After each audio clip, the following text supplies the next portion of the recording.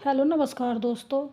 जैसा कि आप सब लोग जानते हैं, बांग्लादेश में आए दिन कुछ ना कुछ खबरें आती ही रहती हैं हिंदुओं को लेकर।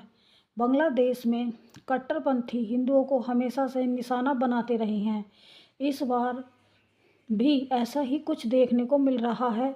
बांग्लादेश में कपड़ा फैक्ट्री में काम करने वाला दीपू दास गरीब परिवार से था। अपने परिवार को कपड़ा फैक्ट्री में काम करके वो गुजर बसर करता था, अपने परिवार का पालन पोषण करता था। लेकिन काम करते हुए कुछ कर्मचारियों से उसकी कहासुनी हो जाती है, जुम्मे की दिन को लेकर, यानी कि शुक्रवार के दिन को लेकर।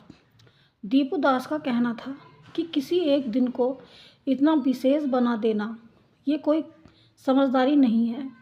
इसी बात को लेकर उसके साथ काम करने वाले कुछ लोग दीपू पर भड़कने लगते हैं और दीपू की तरफ बढ़ने लगते हैं। देखते देखते कुछ लोग दीपू पर हाथ उठाने लगते हैं और मारपीट शुरू कर देते हैं। कपड़ा फैक्ट्री का मालिक ना तो रोकता है और ना ही वो किसी को समझाने की कोशिश करता है। देखते देखते मामला बहुत ज़्यादा बढ़ जाता है। सभी लोग मिलकर दीपू को पीटने लगते हैं। पीटते पीटते दीपू को बाहर ले आते हैं। लगभग भीड़ बढ़ती ही जा रही थी। सब लोग मिलकर दीपू की पिटाई करते रहते हैं और फैक्ट्री से पीटते पीटते बाहर भी ले आते हैं।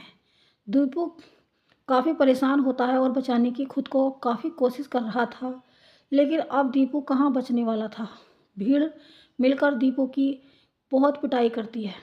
कुछ लोग दीपू को फैक्ट्री से बाहर पीटते पीटते लाते हैं और लाते घूंसों से उसकी खूब पिटाई करते रहते हैं।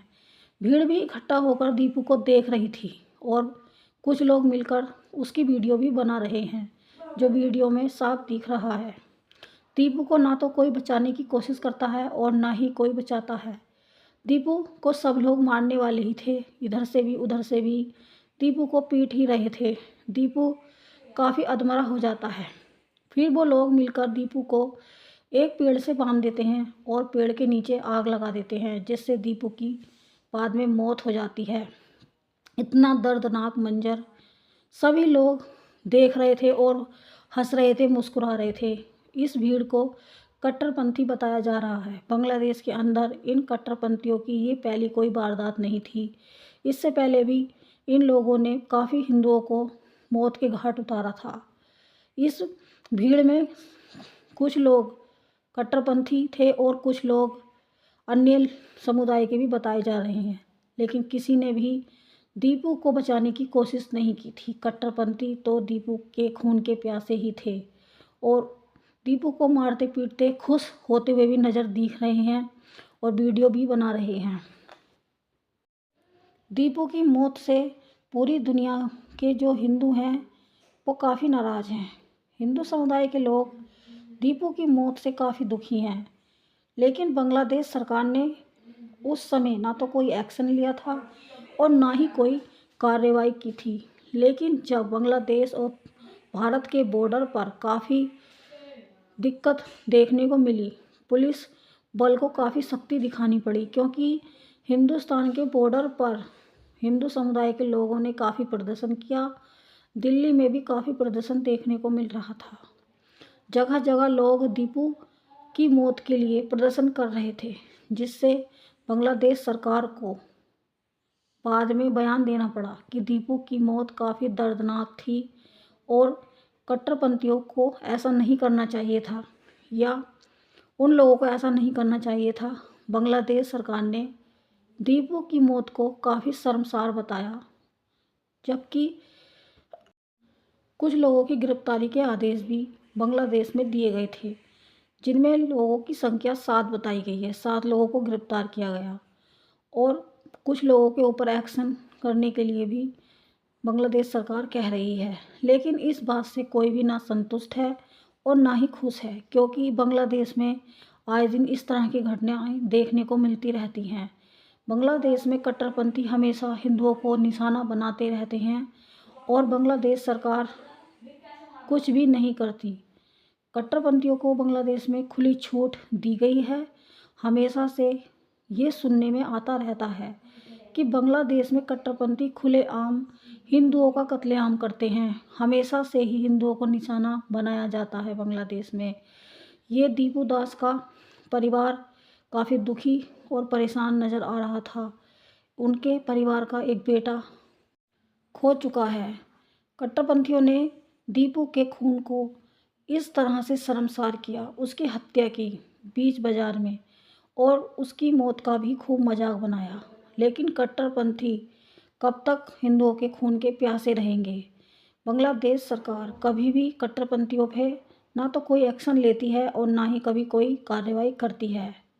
शेख हसीना के समय जब तख्ता पलट हुआ था तब भी काफ़ी सारे हिंदुओं को वहाँ पर निशाना बनाया गया था।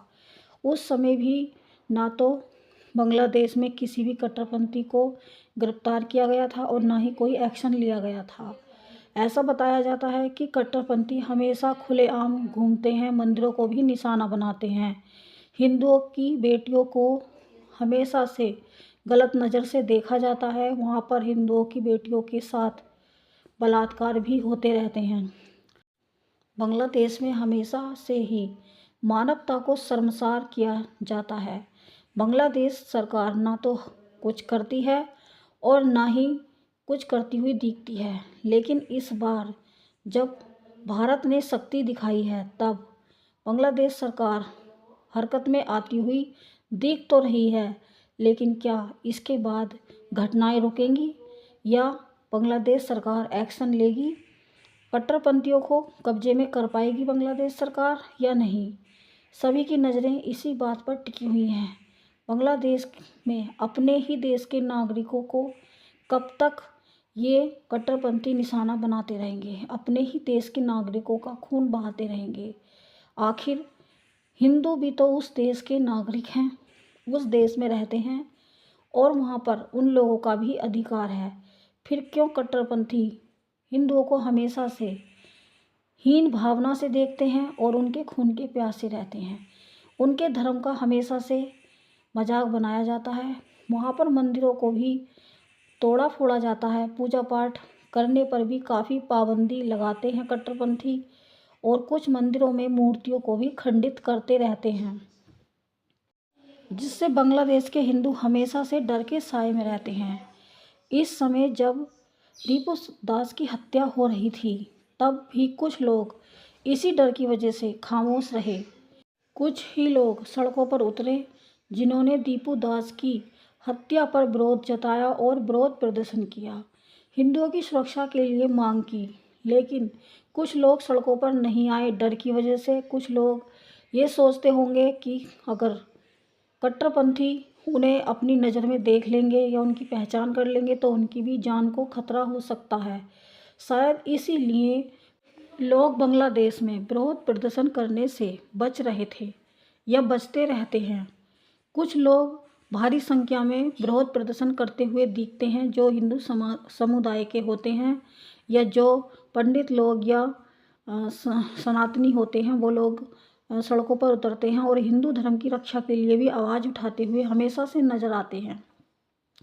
लेकिन जो गरीब लोग होते हैं वो हमेशा अपनी जान की रक्षा करते हैं और अपने आप को बचाने की भी कोशिश करते हैं। लेकिन ये कट्टरपंथी कब तक गरीब मजबूर लोगों का खून बहाते रहेंगे? क्या वहाँ पर कोई भी इनकी रक्षा के लिए नहीं रहा? हर कोई यही सवाल उठा रहा है कि वहाँ पर हमेशा गरीब लोगों को ही क्यों निशाना बनाया जाता है और हिंदुओं को ही मौत के घाट क्यों उतार दिया जाता है? हमेशा कट्टरपंथी खून के प्यासे रहते हैं हिंदुओं के और हिंदू धर्म को इतना क्यों नीचा दिखाने की कोशिश करते रहते हैं? कई बार मंदिरों में मूर्तियों को भी खंडित करते हुए वीडियो वायरल होती हैं और दिखाई भी देती हैं। लेकिन बांग्लादेश सरकार इन कट्टरपंथियों के ऊपर कोई कार्रवाई क्यों नहीं करती? अब बहुत सारे सवाल इसी बात पर टिके हुए हैं। इस बार जब दीपू दास की इतनी दर्दनाक तरीके से हत्या की गई है तब हर किसी का दिल दहल गया है। ये घटना दिल को दहला देने वाली थी। जिसने भी ये घटना देखी है या सुनी है, हर किसी के रोंगटे खड़े हो गए हैं। क्या इंसानियत अब नहीं रही? कट्टरपंथी क्या जानवर हैं? क्या उनके अंदर किसी भी तरह का कोई एहसास नहीं है जो इतनी दर्दनाक तरीके से एक इंसान होने के बावजूद वो दूसरे इंसान को मौत के घाट उतार देते हैं। बांग्लादेश में दीपू की मौत को वित्त मंत्री सलाहकार बोले, भारत से रिश्ते सुधारने पर काम कर रहे हैं यूनुस, लेकिन ये सब एक दिखावा है।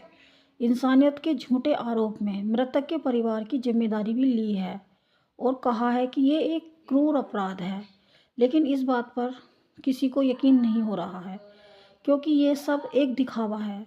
अगर बांग्लादेश सरकार पहले कभी कुछ करती तो शायद इस तरह के अपराध कभी ना होते। मीडिया और न्यूज़ चैनलों के अनुसार बताया जा रहा है कि बांग्लादेश सरकार ने दीपू दास के परिवार की जिम्मेदारी ली है।